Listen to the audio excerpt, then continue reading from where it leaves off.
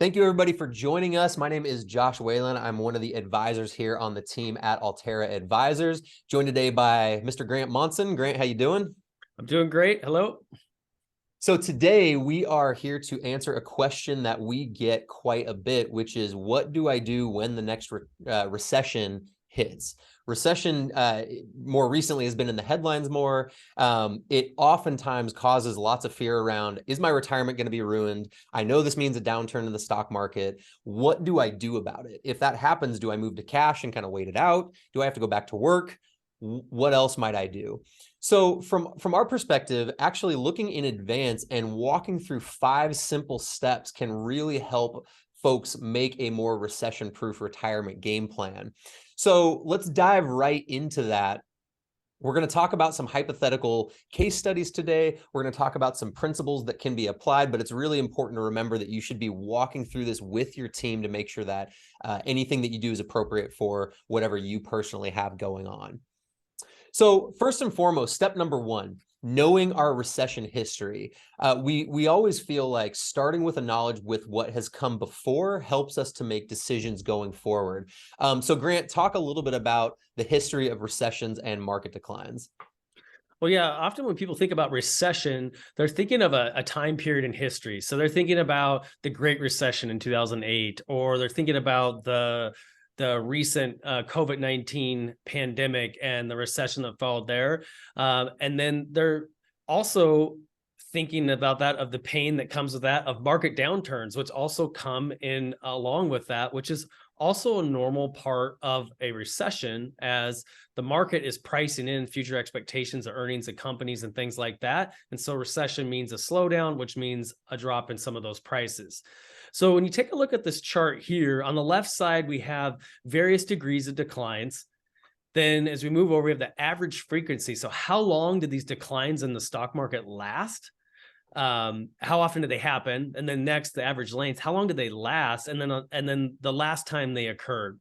So highlighting one of them, let's go to the worst of it, negative 20% or more. This happens about every 6 years.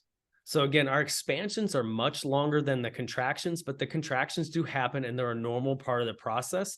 And they typically last about 370 days. And this is all data as of March, as of the end of 2021. So we had another one of these in 2022. And so we've had 2 in the recent 3 years. So recessions and market declines are uncomfortable. However, historically, they have bounced back every single time. But if you're sitting here listening to this and you're on the verge of retirement, or you're retired already, you might be thinking, this is great. I'm glad it bounces back, but I don't have time to recover. I need income now. So that really brings us into step 2 of helping recession-proof your retirement. And that comes into, how do you build a stable retirement income plan? Well, retirement planning requires a plan that was going to convert that nest egg that you've worked so hard to build into a steady stream of paychecks. So how do you turn your portfolio into an ATM machine? And when volatility strikes, understanding this income plan is crucial, so that you know if you need to change anything or stay the course with your current plan. So how do we do that? Let's look at a couple of options here. First one is the golden goose. If any of you remember the old fable, the old Aesop's fable, the golden goose that laid the golden eggs for the farmer. Well, it consistently laid golden eggs every day, got another golden egg. Well, you can liken this to a portfolio strategy, a portfolio that pays out dividends and interest. Interest from bonds that can come in monthly, like a golden egg, dividends that can come in quarterly. You can collect income from those and just live off of that sustainably. And it's important to note here that a true golden goose in a portfolio never actually happens, because dividends and interest are going to vary over time, but it's a good target to shoot for. And depending on your portfolio size, it's going to vary on if this is going to be sustainable or not. But you can also liken this to a rental property, where you could collect rent checks, but you're not selling the house. So in the golden goose analogy of the portfolio, you're collecting dividends and interest, but the target would be to maintain your principal so that it sustains for the long term. So if you're thinking about the rental analogy, how would you be more concerned about the value of your property today? Or would you be more concerned if the rent check's coming in at the end of the month? Most of the time, people are going to be concerned about, are my rent checks steady and keep coming in? And so it's also important to note with a strategy like this, it's important to have a side reserve of cash, a rainy day fund, both for emergencies or also for that cash that you need a little bit extra for that fun trip with your family or things like that. So this kind of strategy works really well when there's sufficient portfolio assets. But what if you don't have quite enough just to live on the interest and dividends? Yeah, that's where we're going to get to approach number two. We think about as a buckets approach. So like Grant mentioned kind of at the end of talking about golden goose, the idea here, big picture, is to create more flexibility, not less. So if you find yourself in the position where you've accumulated enough that you can just live off of the income, then that can work really well. If that's not quite the case, a bucket approach can make a lot of sense. This actually works as well if you've accumulated far more than you'll need, because it can help us to carve out the amount that you'll need to enjoy your life and then really readily identify what might be available to pass on to future generations, causes you care about, which is a big concern we know for a lot of folks that we work with. But so what does this look like? Well, it means assigning specific jobs to different categories of your money. So bucket one might be safety. This is where would I draw if I had an unexpected expense, whether that's an unexpected negative expense. I need a new roof for the house, or, hey, we just got invited on this dream trip and we hadn't planned it in, but we'd like to do it. Having a reserve that allows for that, Grant, I think you called it like the extra fun reserve. That's really important, a really important part to create the flexibility that folks are looking for in retirement. So if we have that in a cash reserve, hopefully in some sort of a high yield savings that's earning some sort of an interest, a competitive interest rate, we can move to bucket two. That's allocating something like 5 to 7 years of what you are planning to spend. And the allocation is going to be a little bit different than everything else. It's going to be allocated more like a golden goose, highlighting or focusing on dividends, interest, things that will help create a steady paycheck and a little bit more stability when things get rocky in the market. And then the growth bucket, what's left there? Well, it's everything else. If you have a year of cash and then 5 to 7 years of income, that means you're 6 to 8 years away from needing this money theoretically. And so you can afford to try to grow it a little bit more. Over time, this will do a couple of things. Number one is it refills the income and safety buckets as needed. But because you've built in such a careful time frame, there shouldn't be a particular quarter or year where you have to sell stuff from the growth bucket to refill the other buckets. This allows you to say, hey, we're in the middle of a market downturn. Let's let that all recover and just continue living on the income bucket. But if things look great, then in an annual review with your team, you might actually have a slight reposition that happens from growth to income every single year, unless it's not an ideal year to do that. So this allows you to keep quite a bit of flexibility. But the second thing that growth bucket will do is it's the assets that you may not actually need a lot of during your life. And so you could grow to eventually give to causes you care about or future generations of family to make that type of impact, if that's something that's important to you. So where have we been so far? We have a good understanding of history. We have a well-designed income plan. That's going to take us to the third step that we think can help recession-proof retirement, and that's having a diversified strategy. That's not going to be a shock to anybody that we've had a conversation with. It's also not going to be a shock if you've read up a little bit on how to create a retirement strategy. You don't want all your eggs in one basket. So we can tend to think of this simply like, well, I don't want to put all of my money in Apple stock because what if the next iPhone is not well received? The market could still be doing well and Apple as a company itself suffers. So you want to spread your risk out a little bit there, but it can also be helpful to have assets that are shielded entirely from the risk of the stock market. So Grant, what can this look like for somebody who's asking that question? Well, yeah. And diversification from assets you hold is part of it. And then also moving into what about diversifying your sourcing of income and doing it from assets that maybe can have protection from the downside of the market? And how can that benefit you? Number one is time-based market portfolio. So thinking back through the analogy that Josh just walked through with the buckets, this is aligning your assets appropriately with the timelines that you need them. That is huge for the success of a retirement income plan. And when done right, can be a big impact in the long-term outcome. Cash reserves. It's a great diversification example. The issue is it doesn't grow. So we kind of think about it like insurance. It protects your other assets. It's something you can reach into maybe when part of your other buckets, if you will, are down a little bit. And so it can be a tool there and also help be a protector. And then utilizing or even adding in more fixed income. So we have fixed income sources, pensions. So if you worked at a company through your life and you're at one of those more older companies now that built up a defined benefit pension that pays you out a guaranteed income stream, this is going to be a huge source of safe, reliable, non-market-based income for you. Rental income from properties, that also is going to be a more, maybe not guaranteed, but can be a more reliable source of income that isn't so dependent on market availability of a stock. And then if you don't have those things, you can create your own pension with tools like annuities are on the market, can provide you a guaranteed stream of income, some with some growth, some with not, for the rest of your life as well. So you can build your own pension if you weren't one of the people that were working at one of those companies that created one for you.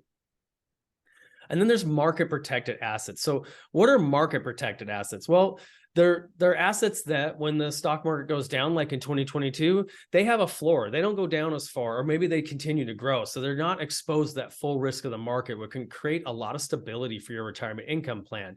So some of these can be cash values and things of like different life insurance policies that, when well designed to be an asset like that, can have continual conservative growth through down periods, or at a minimum protect against losses.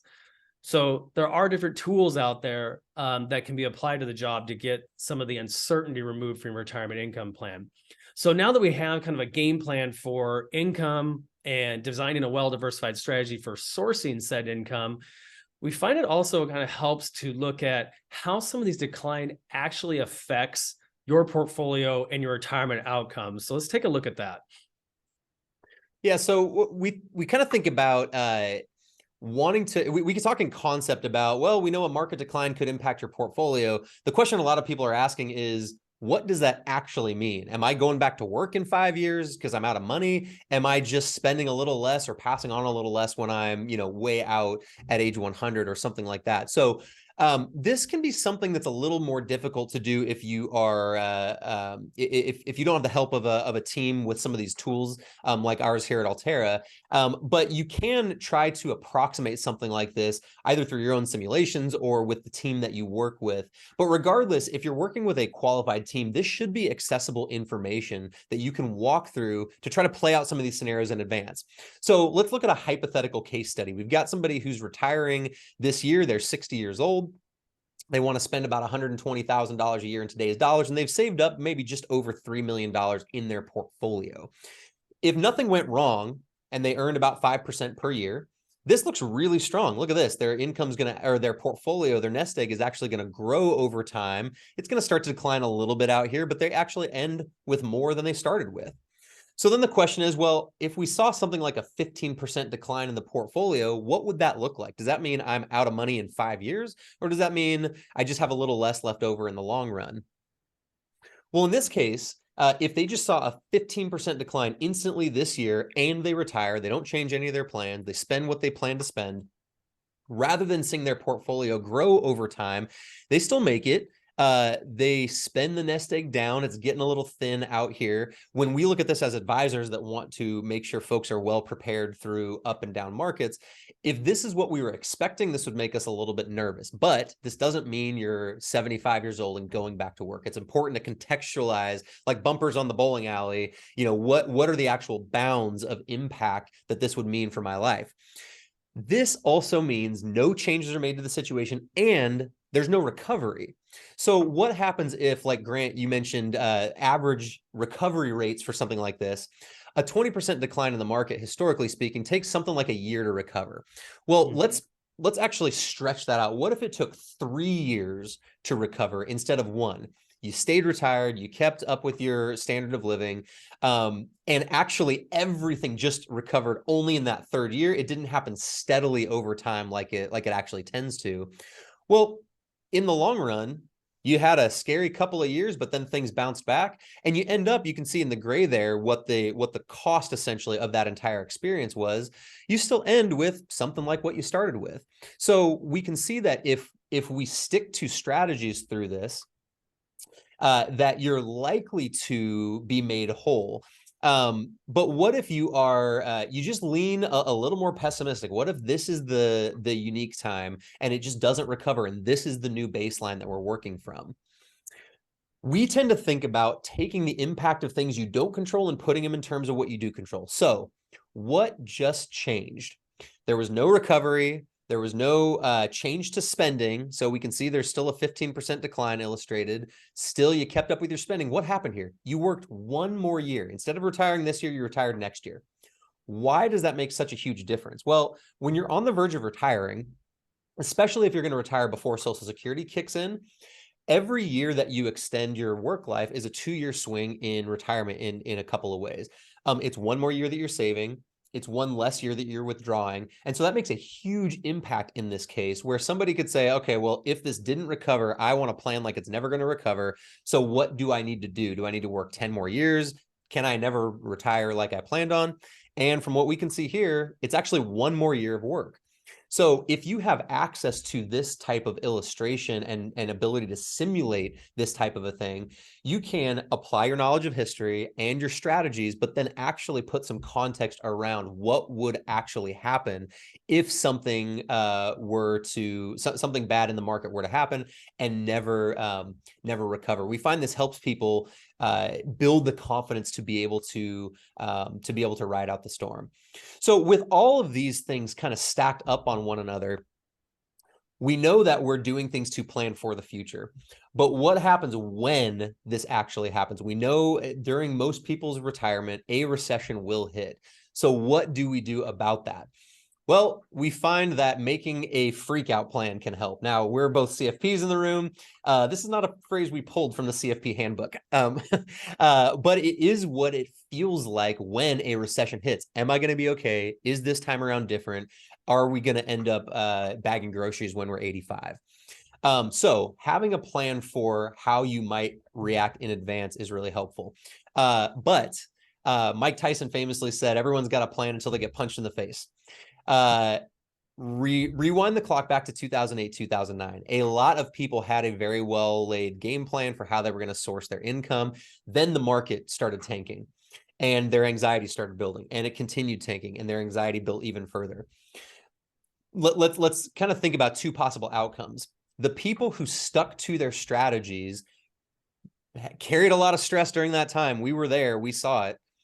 But they eventually recovered and saw their strategies come back. Maybe they had to make some small tweaks, but they were largely unscathed other than that stressful period they had to endure. Whereas the person who watched the market decline and said, you know, something's better than nothing, moved to cash to wait it out, that usually meant watching the market rebound. Well, then what happened? They rode the market down. They sold everything to wait it out. They watched the market recover, so they took the losses. They didn't get the correlating gains during that recovery. And those were really the main category of folks who were irreparably harmed in that example. So you'll see that play out in most recessions. So we think it can be helpful to expect something like this to happen and to make a plan that you're comfortable sticking with when something like this happens. So Grant, maybe can you walk us through what a so-called freak out plan might look like? Yeah, absolutely. And I think it's important to note up front is everyone panics to some degree. It's in our human nature to protect ourselves and pursue survival. So when we see our resources going up, or more importantly, we see our resources going down, it triggers that survival instinct. So just expect that. And I know for myself, the more I tend to be in a situation where I panic or get emotionally involved, the less likely I am to make a good decision in that moment that's for my best long run interest. So we always say to our clients is commit to bringing this fear to your team. That's what they're there for. We have a lot of great clients who call during these times periods, and it has literally saved the outcome of their long run plans over time. So we really just can't encourage this enough to lean into your team to help review and process that any potential decisions you'd be making. The other thing we say is scenario plan. Like Josh just kind of walked through some scenario planning examples a minute ago. Having a plan ahead of time of how you will respond. We know we will have expansions that we're going to love, and we know we're going to have contractions that we don't like so much. So knowing what that looks like and how you respond, both yourself emotionally in that, and also looking at it through a planning lens and doing some of that scenario planning with your advising team ahead of time, so you know, hey, this is how it will look. So you're going to feel much more equipped in that moment to deal with some of the emotional triggers that will come. And the steps here that we walked through today are very helpful. It's important. It's good to remember history. Know that there are always recoveries in history around the bend. Look at your full plan, and in these moments, see how the impacts of the current situation that is going on affect you. And see then if the strategies that are in place are still performing within expectations and will get you where you need to go. Then from that vantage point, you can make any changes as needed, but not as you felt in that first very moment. Yeah, so we think with those handful of steps, you are on the way to having a more recession-proof retirement game plan. Maybe unshockingly, what you might notice is a lot of these are planning ahead and managing what impulses that are going to strike us at that moment. So with that, we'll wrap this discussion. For more resources like this, you can visit our library of articles at alteraadvisors.com/insights. And if you have something you'd like to see us discuss in the future, please email us at hello@alteraadvisors.com. And with that, we'll wish you a great day and look forward to the next one. All right.